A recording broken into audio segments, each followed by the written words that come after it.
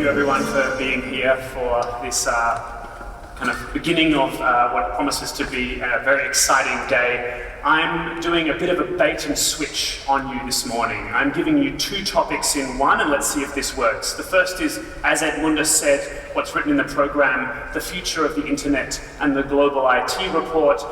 This is some work that we're doing on internet governance, looking at the capacity of countries to provide digital ecosystems for social and economic outcomes. But the second is the topic you see behind you, which is what's really close to my heart, and which I know will feature very highly in the rest of today's program, which is the concept of collaborative innovation. So here we're looking at two important pieces of the story of the future of innovation and the future of digital and the internet as a platform for innovation. The hardware and software, the institutions that allow people to communicate and innovate, and then the ways in which we work together to produce these different outcomes. So I'm going to start, if I can move the slide forward, there we go, by saying that Europe, which is a case study for us here on innovation, has a massive competitiveness problem. When I say competitiveness, I mean productivity. Europe as a region requires not more capital, because it has a fair amount of dormant capital and capital on the sidelines. It does need more human capital, it needs more skills in particular, but importantly, it needs more and better ways of combining other capital assets in order to produce more efficient, more effective, and better outcomes in terms of for its people, both in terms of goods, services, and quality of life. And when we measure the competitiveness, the productivity basis for Europe's economy, we see that actually, although it has 6 of the top 10 most competitive, most productive economies in the world, as a whole, the region lags. As a whole, Europe has a challenge across its economic portfolios in terms of effectively and efficiently combining inputs and producing the outputs that enable us to sit in beautiful conference halls like today and talk about innovation. If you delve into this challenge of competitiveness, of economic productivity on the macro level, you come to an interesting result, which is that Europe's competitiveness challenge is largely an innovation challenge. It's an innovation challenge for two main reasons. The first one is that Europe is, despite the rhetoric and the promise of the European single market, is an incredibly fragmented region. It's fragmented, as we've seen in recent days, through borders which can close and open according to the political crises of the day. It's fragmented by virtue of the languages that we speak that differ, and it's fragmented by the culture and the way that we do or don't interact and relate across borders. So the first key issue with innovation here is around fragmentation. The second major reason is actually here up on it's not here on the board. It's related to the issue of business sophistication and links to the connections between people. So that fragmentation reduces the relative amount in Europe compared to other countries and regions of how people work together across those borders. So two connected issues. The first innovation challenge being fragmentation in terms of borders, markets, different barriers between groups, and secondly being the amount of activity that overcomes that fragmentation to create positive outcomes. Why does this matter? Well, we know, and I think I'll be preaching to the choir in terms of you all buying into the story that innovation is important, but innovation is important because it drives dynamic firms. It drives dynamic firms that create jobs in Europe. 8 out of 10 jobs in Europe are created by fast-growing companies. 8 out of 10 jobs in Europe are also destroyed by companies that turn over, but that dynamism is incredibly healthy for the economy. And as you can see from this bottom figure here, since the global financial crisis ended, we've been very static in terms of movement between these pillars. That dynamism hasn't corrected. There hasn't been a shift and growth from smaller companies up to larger companies. And if you look at the data compared to the US, it's incredibly stark how much of a challenge we face in Europe in terms of driving high growth, engaging, dynamic companies that are willing to take risks. In the middle, this shows, above the middle line shows when there are more companies in this category in Europe, and below the line shows when there were fewer companies in Europe, and the horizontal axis is growth rates, from around negative 20% on the far left to positive 20% on the far right. What you see is that in Europe we have more than about 50% more companies which do not grow or shrink compared to the United States. And in the United States, which many would argue in productivity terms, in competitiveness terms, in innovation terms, is the benchmark for Europe, it both grows and shrinks. Companies die and are born and scale at vastly larger rates. Now, I'm not saying that Europe necessarily should aim for this model of company dynamics, but it's startling that when we talk about the need to drive innovation, and not just innovation as invention and ideas, but innovation as commercialization, as products which improve the daily lives of people, which create jobs, when that's our goal, having companies that neither grow nor shrink, that are perhaps protected in different ways, that are at the center of a static value network, that's going to be a barrier, or at least an indicator of not as healthy a system as we would like. On the other hand, Europe faces huge potential in terms of adopting digitization, the internet, and more and better innovative leadership in terms of what it can create for its people. So there's a few statistics up there from the European Commission, the Strategic Policy Group on Digital Entrepreneurship that I sit on. But at a country level, this is also very true. And a startling figure came from Sherry Kutu's Scale Up report, which was published at the end of last year. So Sherry and Deloitte did a piece of work which looked at what would happen if the United Kingdom increased the number of firms that grow rapidly, high growth firms, by 1 percentage point. So not by 1%, but there's about 5% of firms in the UK which are high growth firms. If you just increase that by 1 percentage point to be now 6% of the UK population. In 3 years, the modelling showed that that would add over $80 billion to the economy, but more importantly, would generate about 240,000 jobs for the UK, because it's these high growth firms where job creation happens. So supporting scale-ups really becomes the innovation challenge, the dynamic macroeconomic challenge of today, in thinking back to that competitiveness report work. And it also becomes the way in which we support innovation in general in the economy.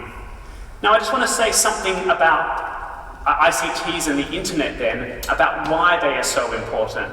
Firstly, there's a huge correlation, a massive correlation, between the adoption and use of internet technologies, of communication technologies, and digital platforms in economies, and the social and economic outcomes in that economy. Now, obviously, causality runs both ways, but we see not just here in Europe or in this part of Europe, but all around the world, 140 economies, when you put smart investments in terms of policy and infrastructure into the underlying digital platforms, you don't get much outcome. When you get users on those platforms, when you get people to start adopting the use of internet technologies, of information and communication technologies, you start seeing that uptake in a big way. So here there's a subtle lesson.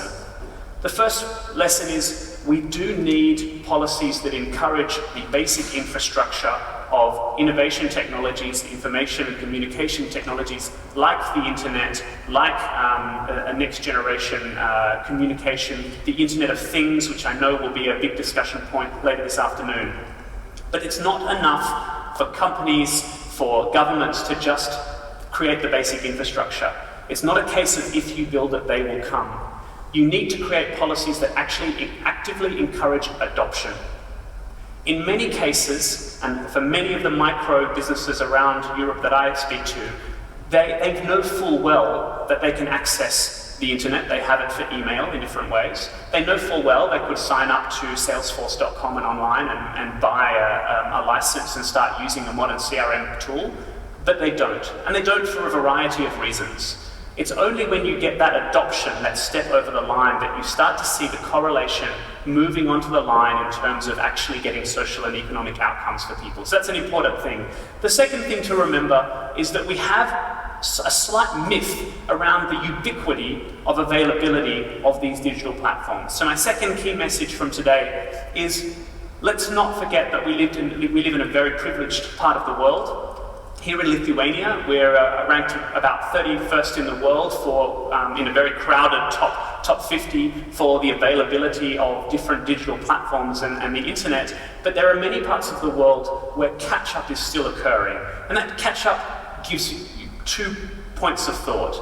Firstly, we still have to work at connecting other regions, other parts of the economy, other parts of this country in ways and encouraging adoption, as I said, to bring people into that context. So that's the first lesson.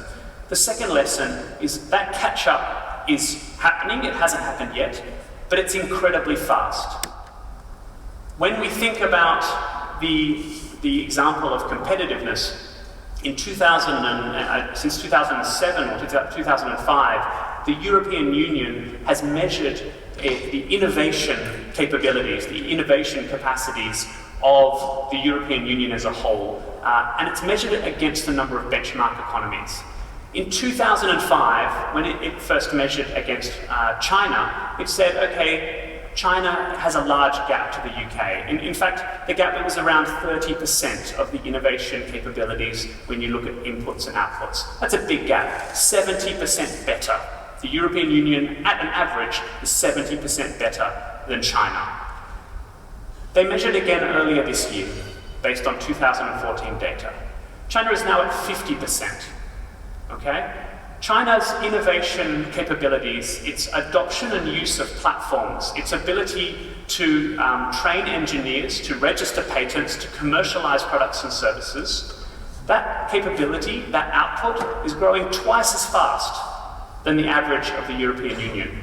Okay, now this is not a threatening statistic, this is a great thing for the world, but for the European Union and for countries like Lithuania and others, we should be thinking on a macroeconomic level, gosh, how do we make sure that our rate of growth and focus on innovation, having 6 of the top 10 most innovative, competitive economies in the world, how do we make sure that is growing at a rate that is commensurate with those of our large and our incoming nations that are looking to export and work with the European Union as a whole on innovation projects?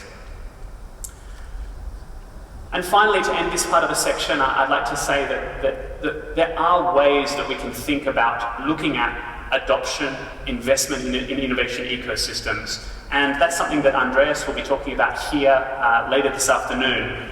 But there's a big piece here around leadership and collaboration. There's a big piece around trust, and that's really at the heart of the work that the World Economic Forum does on internet governance. There's a huge piece, and probably the most important piece, on skills and capabilities. And I know that you all probably in your firms and practices been thinking about how to invest in skills, to think about the future of digital leadership and digital skills. And finally, but I think least important here, there's the regulatory policy piece. These first 3 is really where the weight of our thinking and action needs to occur. As members of the private sector, as government representatives, as others. The focus on policy making, on making regulation, and this is something I'll come back to later, is well placed, but is a lot slower and a lot stickier and harder to work with than it is working on the softer elements of skills development, education, training, and leadership from both public officials and CEOs in economy to make these things happen. So taking a move from the macroeconomic lens down to the microeconomic lens, when we think about a firm that wants to scale, if you think about an entrepreneur who will be like Nicholas Bergman, who's in the hall 3 later on, the hall 4 later on today, or perhaps at the same time. If you think about an entrepreneur wanting to move up, what is that life cycle like? And I think this is an important distinction because when we talk a lot about solutions to innovation challenges, solutions to scale, we often forget that there are really three distinct aspects in the life cycle of a firm or an entrepreneur, at least three, which are really important to understand. The first one is what we call at the World Economic Forum stand-up. This is the willingness, the desire, the ability for an individual, or more importantly, a team, to take the risk to set up their own business. Okay? And this is, in many cases, an aspect, a cultural aspect, an aspect of support, an aspect of financial resources in terms of the ability to take risk. Then there's startup. This is the phase in which you actually start to create a business as a going concern. And here, the regulatory aspect probably becomes one of the most important, as does raising initial capital. An interesting point made by entrepreneurs across Europe is, despite the fact that many policymakers, when talking about entrepreneurship, talk about access to capital as a major challenge for entrepreneurs. Gosh, it's just, there's not as much money available to entrepreneurs in Europe as there is in the US. I don't believe that's true at all. There is a huge amount of money in Europe available to entrepreneurs. The problem is that it's really small pieces at small times and potentially at the wrong time. Pure startup, getting something running, getting to 1 or 2 employees, is not the biggest problem or not a major barrier for most entrepreneurs in Europe. It's the third phase, it's the growth of firms, it's the scale-up that becomes the real issue where access to capital is a huge barrier. And that's being solved partly through the growing venture capital industry here and the improving venture capital environment in Europe, but not entirely, so we'll come back to that. And what we came down to, which links back to my title on collaborative innovation, is that one of the key pathways for scale, for success of young, high-growth firms in Europe but around the world is partnerships. It's collaboration. And this becomes, again, a challenge for Europe. Because I started off by saying Europe is fragmented and Europe has lower levels of collaboration across borders despite the rhetoric and discussion and unity and diversity as the motto of the European Union. This becomes both a major challenge and a major opportunity. The perceived potential from, we surveyed 1,000 entrepreneurs from across Europe, and 80% said that they are interested or very, very interested in improving that collaboration across sectors in order to support their firm's growth. When we asked them why, they said, well, there's huge value for us, and we think we can create huge value for other firms when we collaborate with them. So what we're talking about here is a type of collaboration that supports young, dynamic firms to scale up in and across the region, and involves them working with established firms, often larger, not necessarily, but established firms. Now, what's the complementarity between those two? Well, it seems fairly obvious from the large firm perspective. If you go on the website of BMW at the moment, or while you're sitting there, you'll see something called BMW Startup Garage, where they are saying to the world of startups, if you're an engineer or an entrepreneur with a working prototype of something that is really innovative or interesting in the automotive industry, come to us, come to our factory, have access to rapid prototyping tools and our engineers. No, you don't have to sign anywhere, there's no obligation. Just come and work with us on your project and we'll look at how we can incorporate that into the BMW value network. A huge opportunity from the large company because they get access to the ideas and the focus, the prototypes, the networks, the understanding of the customer of a young dynamic firm. The perspective from the small firm is, I think, a little bit more complicated. Many young dynamic firms rightly look at large corporations, particularly the big multinationals, with a little bit of fear. And the fear comes in 3 ways. The first one is, will they take our ideas? The second one is, will we become captive to them? And the third and most important one is, do we have the time? However, I think by working together, and the research that the World Economic Forum has done over 2 years working with both large firms and entrepreneurs, shows that the upside in terms of bringing these complementary actors together is absolutely massive, because it does complete both the innovation needs of the established firms, as well as giving the financial resources, the networks, the regulatory access, the market and channel access that large firms can provide entrepreneurs. However, this is really not an easy prospect at all. So a lot of work here in Europe around improving innovation ecosystems is about improving the conditions, the skills and abilities for young firms and large established firms to work together more effectively. So in the 4 minutes I have left, I'm going to quickly just show you and give you a highlight of what the main challenges that we saw when we talked to firms on this micro level about working together so as to increase their innovation capacity, both small and large, so as to drive greater economic growth, greater productivity, etc. The first one is that many young and large firms that are interested in a collaboration around innovation are unprepared for it. They're unprepared for it even though they might have spent a lot of time thinking about it. And there's 3 areas where better strategies, better outreach, better understanding, and for many of you in the audience who work in this field, better capacity building is critically required. The first one sounds simple, but it's actually understanding both parties what they want to get out of a partnership and a collaboration. It's amazing how many times when I asked a large company representative, why do you want to partner with younger, dynamic startups, young firms? Their answer was either innovation, with a question mark at the end, or because our competitors are doing it.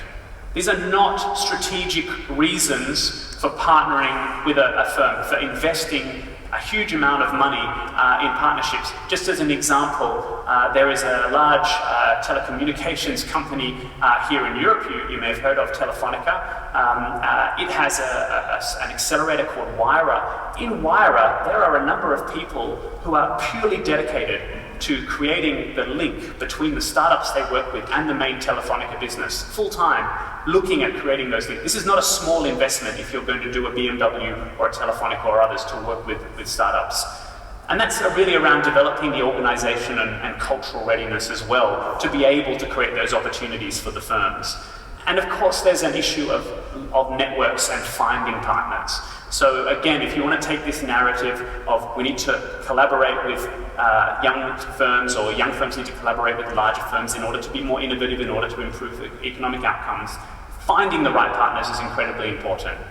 And at the moment, there is a huge bias towards going to the US and going to Silicon Valley to search for those partners, which is nice. It's probably an easier way and a more efficient way in terms of the number of people you can meet, but it's missing the startup communities that exist here and that surround everyone. In fact, one of the key lessons from firms in the US, from Kansas City, was that there were major multinationals based in Kansas City that were flying to Silicon Valley to look for highly expensive startup firms to solve their problems, when all they needed to do is look within the boundaries of that city itself. And the success of the reverse pitch challenge in Kansas City and in Wichita was around creating local networks of entrepreneurial communities, bringing large multinationals into those communities in ways to create these outcomes. There's obviously a huge element here around just creating the partnership and structuring the partnership. I won't go into, but I'm sure that many of you are aware of the intellectual property issues that pertain at an early stage of a firm, and the propensity of a large multinational to tie anyone up it works with in lengthy legal discussions. Partnerships that I've been involved with have taken up to 1.5 years just to sign the initial agreement with a large firm. If you're a young dynamic firm, you don't operate on a cash burn basis of 18 months. You're probably living month to month on your startup capital. If you can't sign that agreement with a large firm, at least in principle, within, say, a couple of months max, or at least have a solid indication of the value, you're probably not going to be able to complete that partnership. And finally, although you probably can't quite read it, a lot of people focus here on collaboration, on purely meeting and signing a contract, when the most important part of any innovation project, this funnel here in the middle, is about moving an idea from a prototype, a concept, a series of interconnected technologies into something that can be marketed, sold at scale, so whether that be a product or a service. Now, at the World Economic Forum, you know, we're very privileged to have this event called the annual meeting every year in Davos, where about 2,500 world leaders congregate together, many of whom are policymakers. The work that the World Economic Forum does is year-round. We're more than 650 people. I've been working in the time I've been there on everything from the future of the financial system to demographic issues. And I keep on getting the question since then from policymakers around how can we make better policy for issue X. And when it comes to innovation, the tendency of policymakers is to want to do two things, particularly here in Europe, by the way. The first one is they would like to put money towards it. So the first instinct is, let's create a fund or a program that subsidizes or otherwise puts money into X, okay? The second instinct is, let's regulate.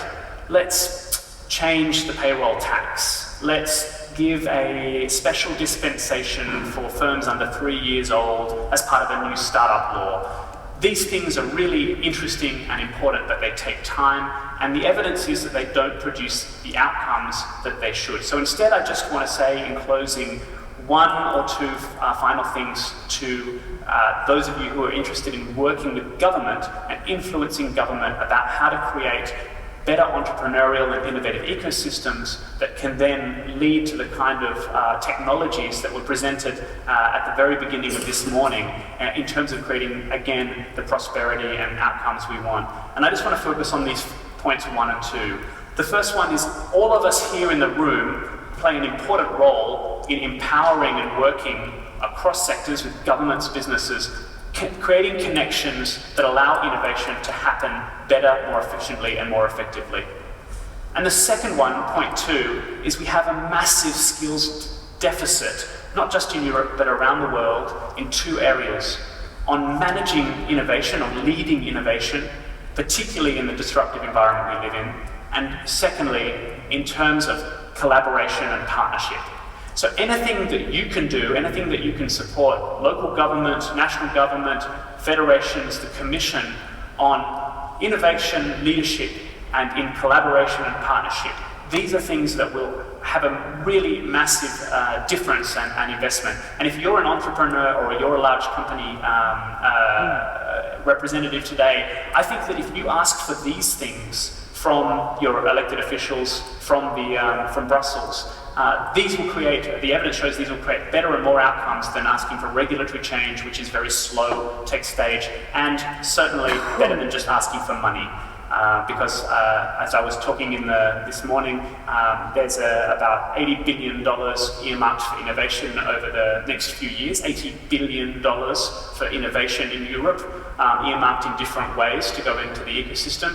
And I would argue that the return on that is going to be minimal if we don't put that not just into basic science and research, but into creating this ecosystem that creates commercialization and impact in the long run. So this is what it means for the future of the internet. We need to be more collaborative, more open, make sure we own that work and work together, but more importantly, that we have the mindset and skills to link this macroeconomic picture of looking for productivity, looking to create that through innovation, and looking to create that innovation not through the old model of hiring lots of engineers and sitting in a small town creating precision products, but instead opening up, thinking about expanding those capabilities beyond the borders of our firms, our cities, and our countries, and work in a collaborative way to create the outcomes that we all want. that's what I think is partly why we're all here in the room, to meet with one another and work one another. And I'm very grateful to the organisers and to the government of Lithuania for giving us the opportunity to be here to do that. Thank you very much for taking the time to listen to me, and have a fantastic rest of the conference. Thank you, Mr. Davis. And now we'll open the floor for some questions. Please raise your hand, say who you are, and ask the question. We have assistants here. Yeah. Good morning. Everybody? Yeah. Thank you. Good morning. I thoroughly enjoyed your presentation. My name is Jeff Lewis. My organisation is Management Information Systems Advisors and Associates, based in the UK, but been in Lithuania for 10 years. And we're working on developing work experience targeting the economically driven priority subjects, the sectors, but also moving those on into the apprenticeships, which are differently named over here. But all those are looking at also working with the new innovations coming on. So we're looking very closely at what you're providing over this 2 days. So thank you very much. Thank you. And do we have any questions here in the audience? Here we are. And the next one goes there. There's very interesting one aspect I wanted to ask you about is that clearly you indicated from the example you gave in England is that the ability to impact the innovation economy has a point related to this increase in companies that need scalability. Yeah. So the slides you present and address startups and the issue of sustainability, but it seems that scalability comes not just from startups, but also from companies that are established, but have plateaued and need a bump to get back to scalability, and I was wondering if you could address that. Absolutely. So this is a very important point. There are lots of things, lots of little mental cul-de-sacs that we come into when we talk about innovation and entrepreneurship around the world. One is that startups are all good, right? Because actually there are huge possibilities in digitizing and building established firms. Here in Europe, if you look at the company data, there seems to be a kind of invisible ceiling of turnover around 2 million euros. Okay, so there's a huge number of firms that just sit just below that turnover, and then after that, you sense it starts to kick up in the hockey stick. So one of the big pushes here is actually the digitization and push up of these firms. Now the challenge is that there seem to be more barriers to digitizing existing firms than there are to bringing new firms up past them in new models. And this is, I think, an issue of partly a mindset. In the Netherlands, there was a very interesting report about saying we've got great startup culture and great SME culture, but people are not ambitious enough. So in the Netherlands, part of the work that's being done by Neil Kroes and others is to look at ambitious entrepreneurship. So that's the mindset element of scaling. The second element is really the adoption of these platforms. So as I said earlier, there is actually an awareness that they exist, but there are a number of things holding them back. So in terms of scalability, that's really important. The second thing I'd say is that it's not really startups, it's more, a better way to look at it is ambitious high-growth firms that we should be looking at. So let's not fixate on startups. Let's also particularly not fixate on young, 20-something, middle-class, white, university-educated men in technology jobs, okay? Don't think about the guy with the hoodie coding in the corner as your target audience for innovation, okay? That is a stereotype, it is completely wrong, and it is very distorting to focus on that young man, as interesting and geeky as he is, when we think about innovation policy. We need to think about older women who were not born in the country, who have an idea and the desire to turn an idea into a commercial product, but haven't been given the space. We need to think about creating the social policies for inclusive entrepreneurship. We need to think about enabling everyone to have the ability to access finance, ideas and support to create their ideas. Just in the way that you may have a family-owned business that's been around for 3 generations, someone new comes into that area, wants to pump it up. In the same way, we need to let go of the stereotypes of the startup as the geeky tech male-dominated area. We also need to work on digitizing and scaling the chorizo manufacturer in Spain, just as we do the app economy in Lithuania or Estonia. Thank you. And there is another question, and that will be the last question. My question would be, what do you think about shifting power via innovation based on internet worldwide? I mean, the US now is a leading country, but as we see from the Industrial Revolution, UK was on the frontier of a revolution. So what do you see predictions in 10 years, 20 years period? Thank you very much.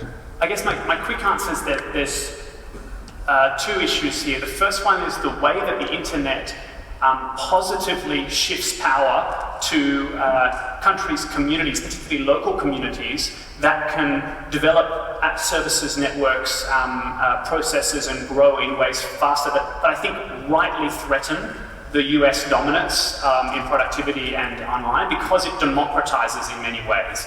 And I think that's where we should be pushing to accelerate that trend, actually, and use that kind of wave of innovation. If you think about China's 49% innovation capabilities, that should be a wave that the EU is surfing in front of. It shouldn't be a threat that engulfs us and we think, gosh, we need to have protectionist policies. So I think we need to support the rollout and the democratization of digital technologies all the way around the world to enable this kind of collective use of it.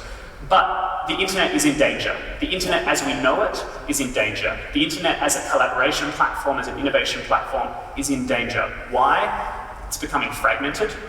It's becoming based on proprietary platforms, which are beautiful. I have an iPhone, I love iOS and the networks, but I can't open that up and use that in the way I want to.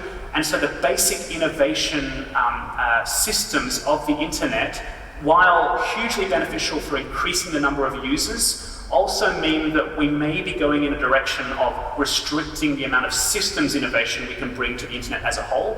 And with geopolitical events being what they are, we see that going now into the online world in terms of a lot more blocking, shutting down, IP tracking, surveillance, I mean, you name it. Amnesty International has a case against the UK government for being under surveillance through the internet in the UK.